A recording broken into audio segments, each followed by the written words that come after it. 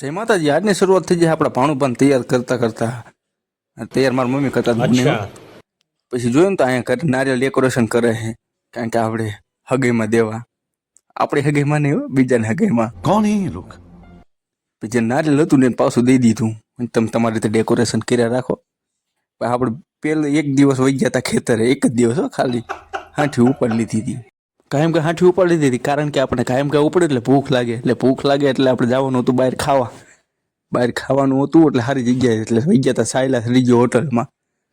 તો બેઠા તો ઘડી અડધી કલાક પછી તો આપણે જમવાનું આવ્યું પણ એક હતું ફુલાવ અને બીજું હતું પંજાબી પનીર ભુરજી અને બીજું હતું બટર નાન તો નહોતું, તંદુરી રોટી હતી પણ ખાવામાં મજા ન આવી, હવે બકવાસ લાગ્યું, કોઈ ખૂટાડ્યું નહીં।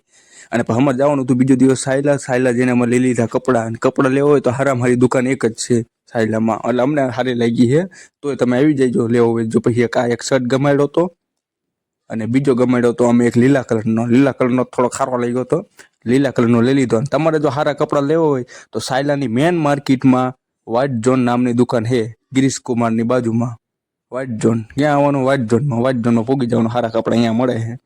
પછી અહીંયા કપડાં લઈને પૂગી ગયા હતા ઘરે કોઈ હતું નહીં એટલે આપણે નિરાતે આપણે વિડીયો ઉતાર્યો, જોઈ લો ઘરે કોઈ નહીં, એકલો હું।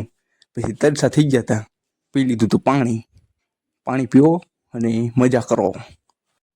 પાણી પીતો પછી આપણે કંઈ હતું નહીં કામ એટલે આપણે જો કરી નાખ્યો તો પંખો ચાલુ અને પછી કર્યો આરામ, તો બસ આટલું જ તે।